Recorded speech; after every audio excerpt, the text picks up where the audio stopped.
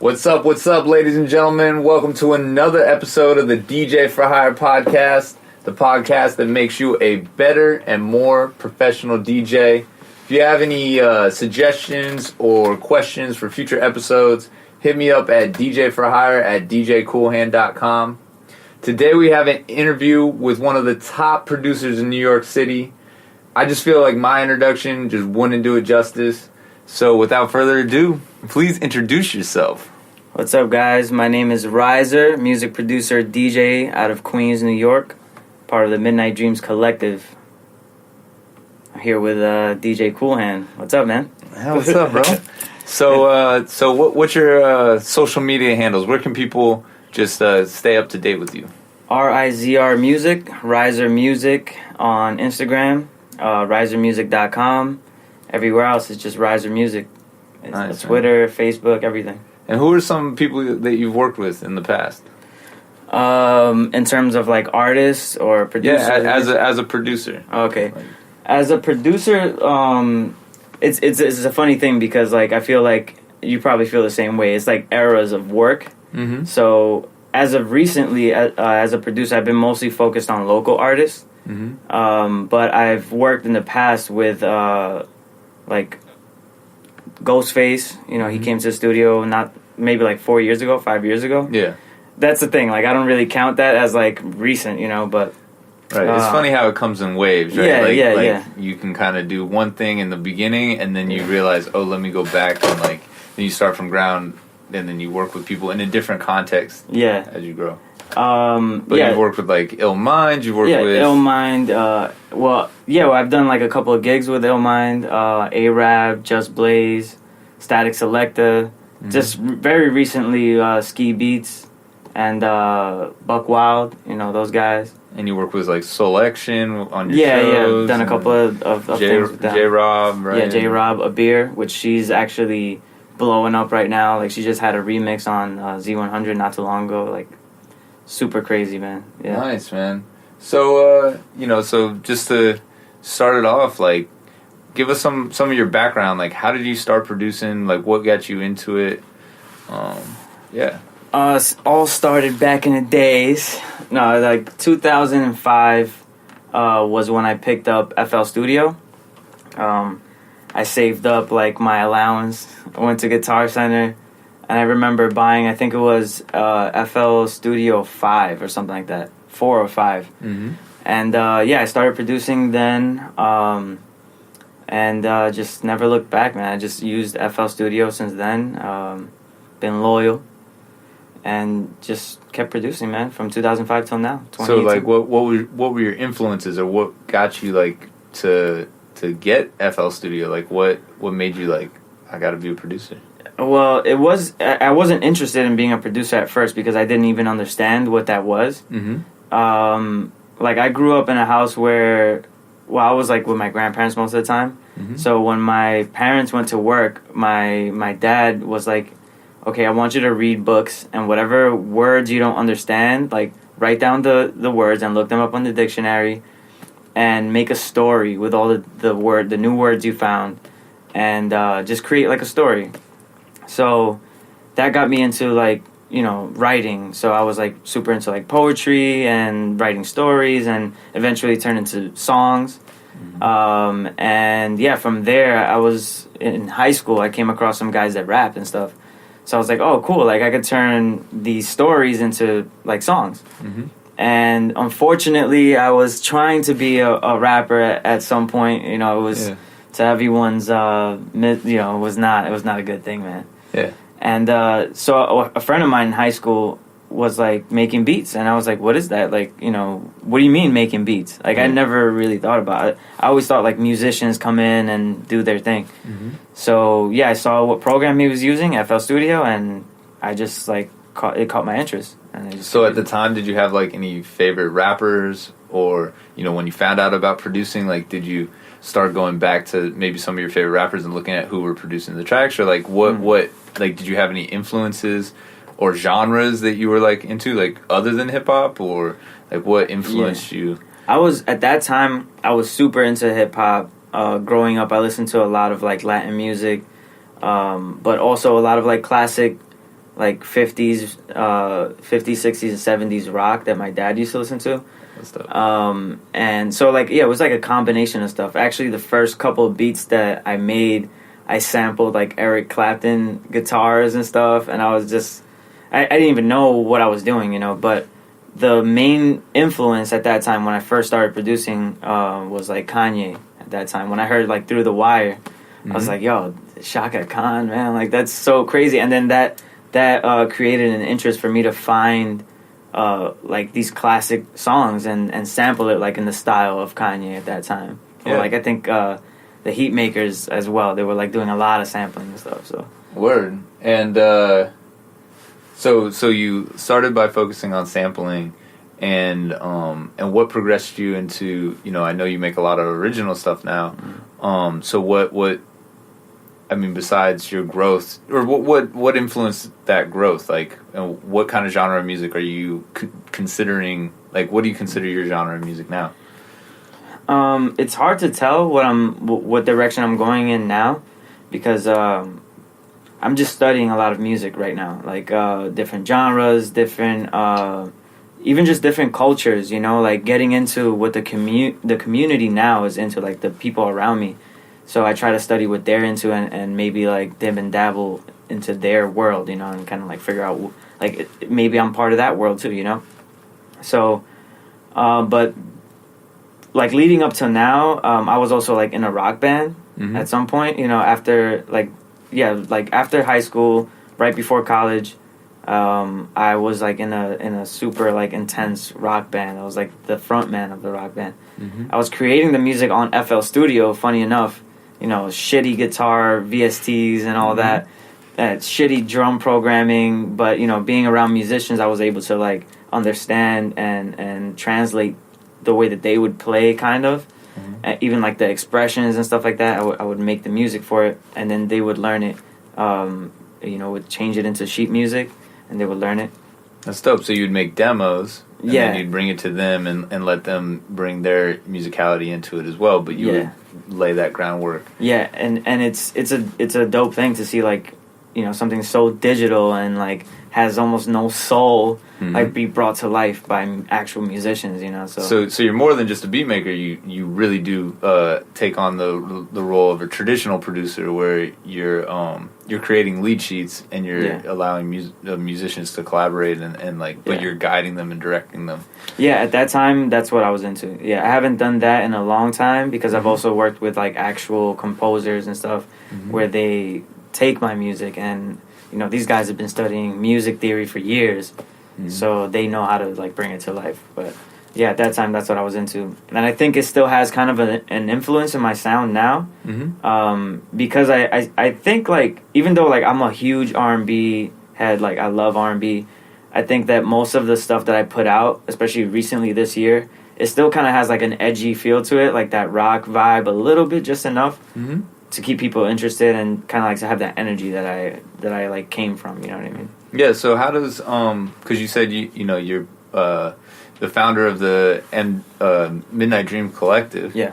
And like has that influenced your music as well? Like some of your collaborators with Midnight Dreams Collective? Yeah. Recently, like 2016, that's when Midnight Dreams like was founded. And honestly, it wasn't like we didn't intend for it to be like a group thing. It was actually I was working on a project.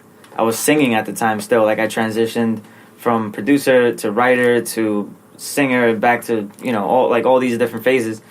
And I was working with a real close homie of mine, Atlas, Atlas.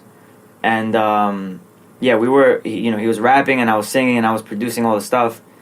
And in one of the lyrics of something that I wrote, I said, "Life is like a midnight dream."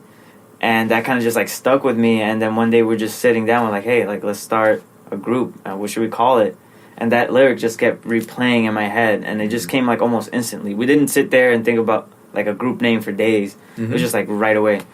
And so musically, what Midnight Dreams, like the influence that it came with, it was kind of like the history of everything that I've been through, everything that Atlas has been through. So we do have like a very like a big range, like a lot of variety. You know what I mean? Like we still play like, you know, trap stuff. We still play R&B, hip hop, even rock songs. You know, classics or whatever. But that's really the sound of the collective is multi-genre, I guess you can say. Like and at the shows and everything, I've seen, you know, you've showcased rock groups and live drummers and live instrumentation, but also electronic music. And that's really dope. And so so like when you produce, what are your like favorite programs? I mean, obviously FL Studio, but is there anything else you use? Like, what are your favorite VSTs? And do you prefer working with like VSTs or with live musicians? I mean, that's a lot of different questions.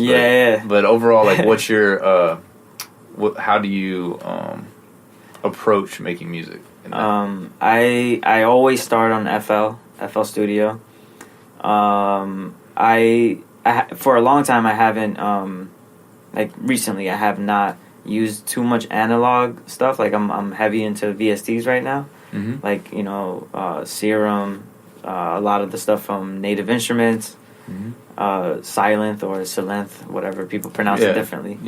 Or just like even some of the stock stuff on FL Studio. I just, you know, I'm super into sound design, so I really, you know, sit there and tweak the sounds and all that. But yeah, FL Studio.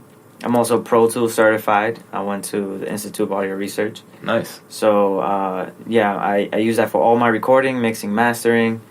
And even post-production. Like I do all my stuff on Pro Tools.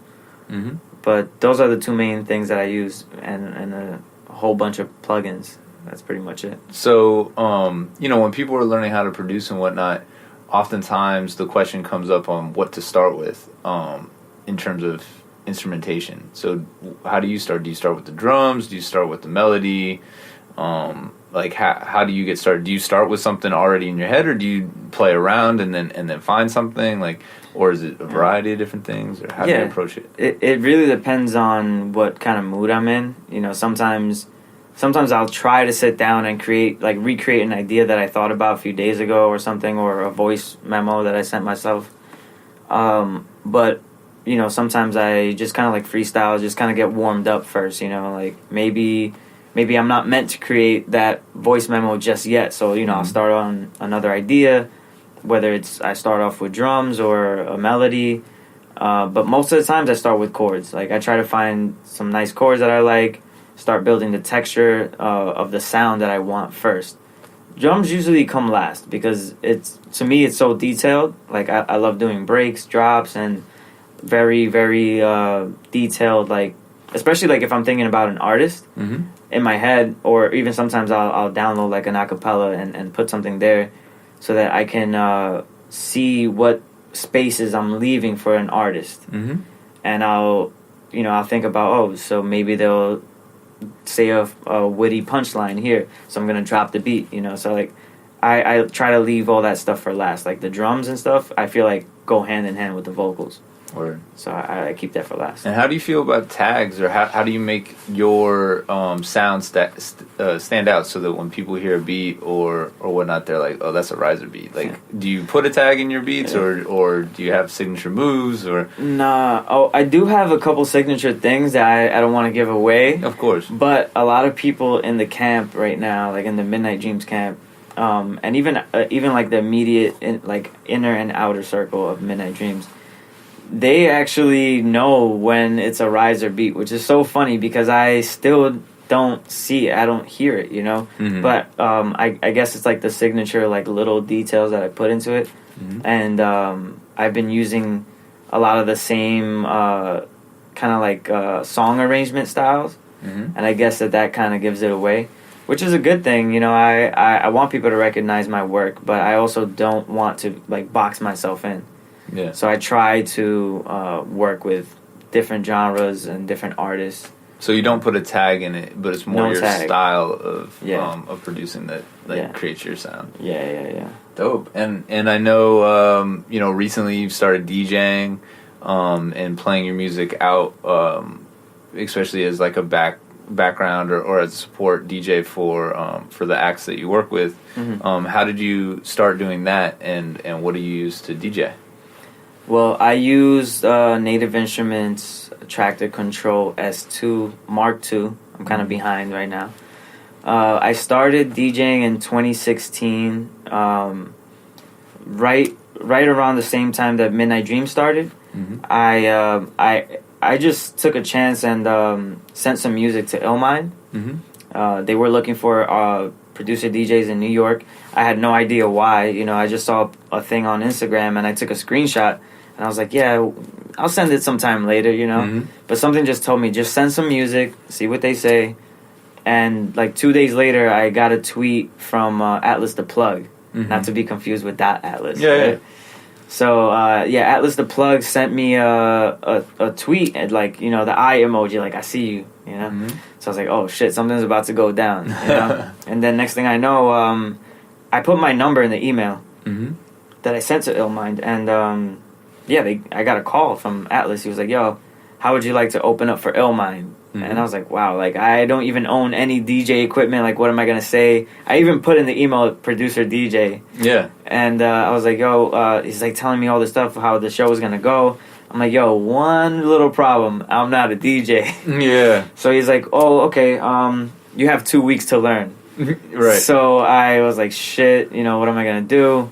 I called up Guitar Center and I was like, yo, I need to pick up the Tractor Control. Yeah. I went out there, I took the bus and got back home and locked myself in for 2 weeks. Yeah. And just like came up with a mix, like an hour mix.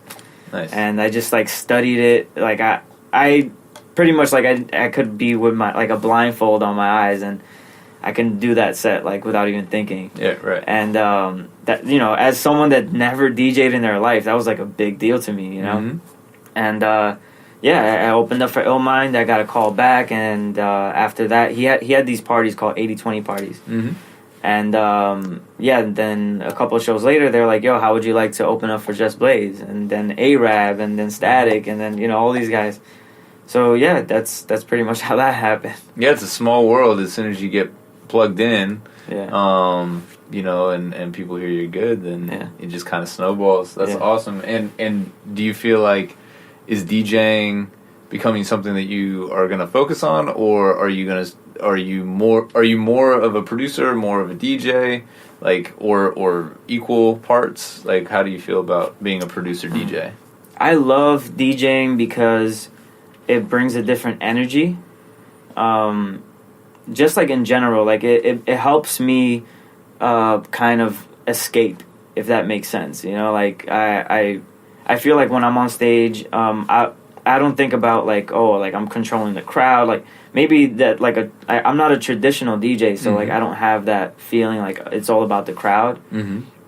It's more so because I was introduced as someone that needed to play more original stuff. That's actually the whole purpose of the 80-20 parties. It was 80% original stuff and 20% mainstream.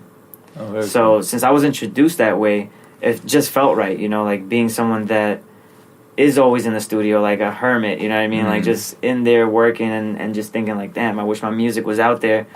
And then being able to express myself that way and the crowd respond really well. That's how I perceive DJing right now. That's like my way of seeing it. So I still think that I'm a producer first because I'm able to do that. Plus, like my style of DJing is also not traditional. Like I'm not scratching. I'm not doing all that crazy stuff. Like I'll do fake scratching if it calls for it. Like some baby scratching. Yeah, a little baby scratching. Maybe pretending that I actually landed the cue, but I'm like I just hit the cue instead. Word.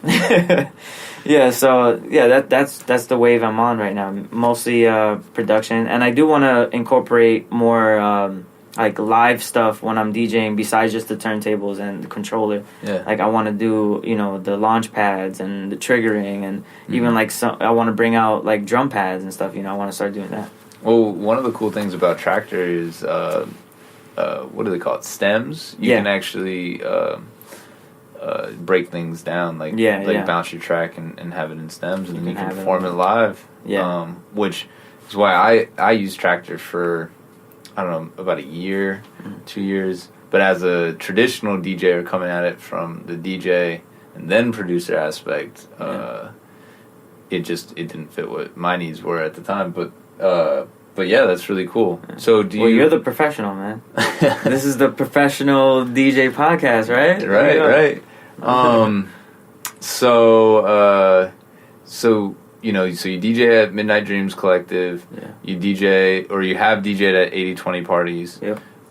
Is there anywhere else that people can come see you DJ, or like, are you looking at DJing clubs, or are you going to stick to parties and concerts and showcases, or how do you feel? I think like I'm gonna focus more. Well, not just myself, like the whole crew, like our style, like our vision for what we want to do is mostly to rebuild the kind of the way that people look at producer DJs. Mm-hmm. Because it's almost like an overnight success type of thing when people see the huge producer DJs like on those festivals and all that.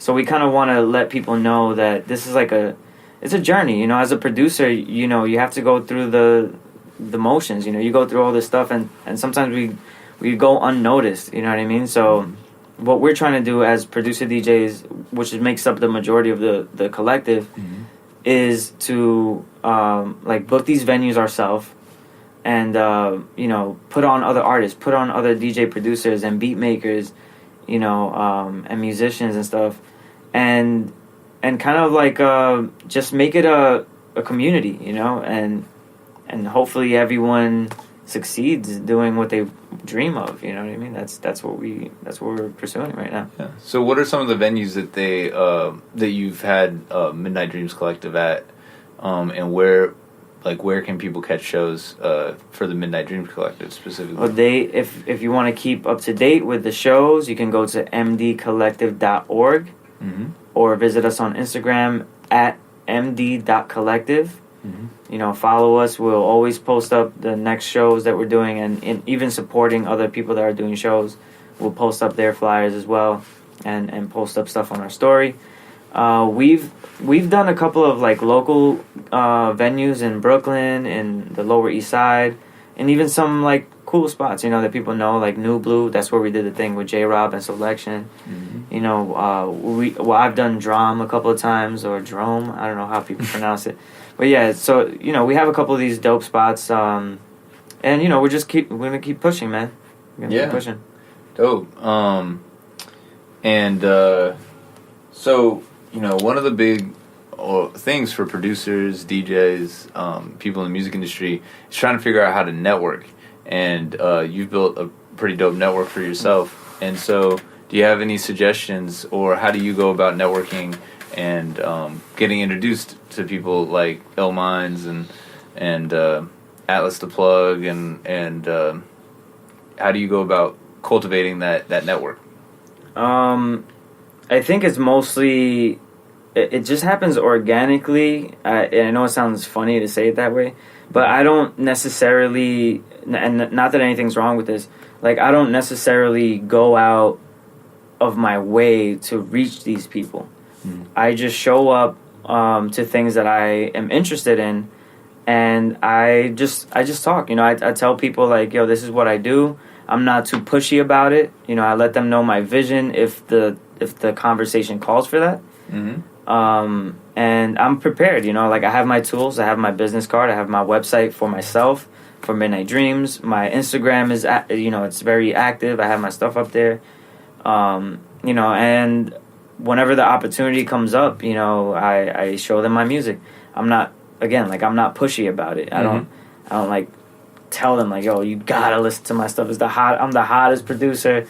You know, I try to stay as humble and true to myself so that they understand that this is the type of person I am. Yeah. And I'm not this like starving producer that like, you gotta put me on. You know what I mean? Right.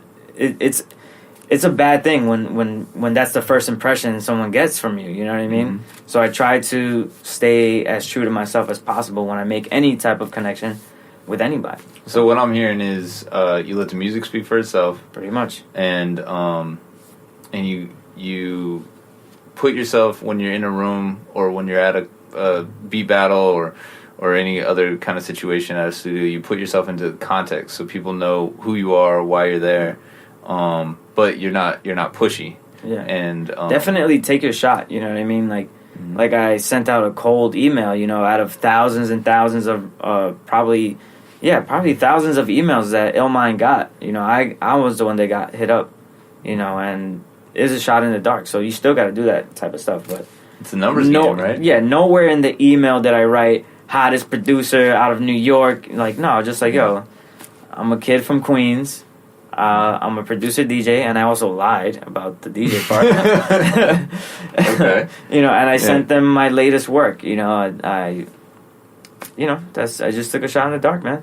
Yeah. So what is it like working with people like that? Like when I feel like in my experience, there's a difference between working with, you know, starving artists or people just getting started or you know, the underground vibe versus, you know, professional people that have platinum plaques and whatnot. Yeah. Like the atmosphere can be different. Yeah. And so how do you feel about that, or more like what does it feel like to be in those environments for people that haven't yet experienced that? Honestly, it feels the same. Like it, for me, and I'm sure you probably feel the same way. I don't know. For me, I've never been the type to get starstruck, but I have a certain level of respect when I see somebody that I admire, and I try to balance the two.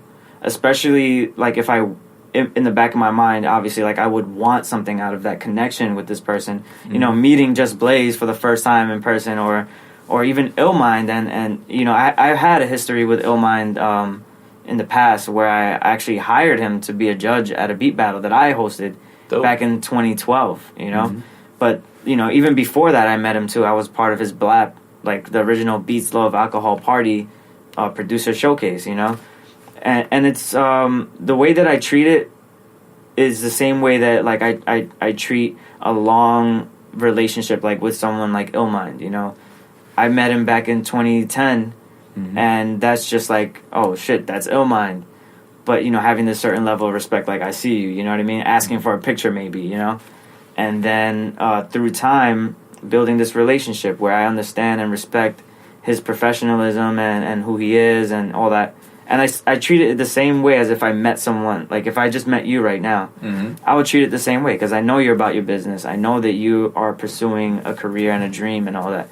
So there's no reason for me to be like, yo, you got to help me, man. Like, you know what I mean? So you don't go for the short-term gain. You think about it as you're here for the long run. They're there for the long run. So why not just wait for that to naturally flourish rather than trying to rush things and get things done? I treat it the same way. You know, if there's an artist, a local artist I'm working with, I have the same respect for them. You know, I have a lot of homies that I've been working with for a long time, and you know, we all have this mutual respect and understanding that, like, you know, you're putting in the time, the effort, and that's just like while you're working with them. When they leave, you still got to practice and, you know, own your craft. You got to like get better every fucking day, you know? So yeah. So the two projects that you've done recently that I know of is for yourself as a producer has been the 30, is it 30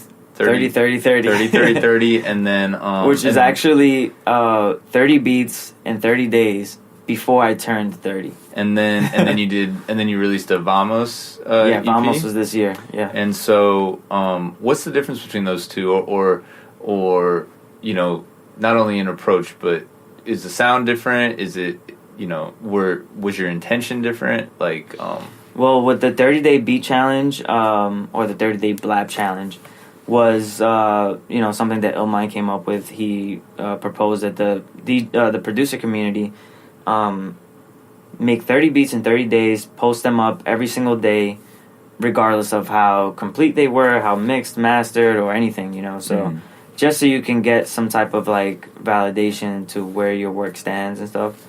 So I did that, and it changed my creative process, which led into Vamos, you know, where you know, we have these moments where we're creating so much work, but we never put anything out. And it's because we're doubting ourselves, you know, we're just like, oh, no, actually, I can make that track a lot better. And it still happens to me. It happens to everyone, you know. So the 30-day beat challenge helped me a lot.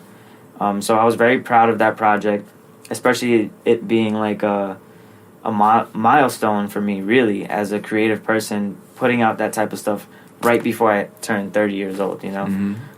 And then also getting the response that I got from that was super crazy. By the time I put out the third beat, you know, like, I had tons of people hitting me up about it.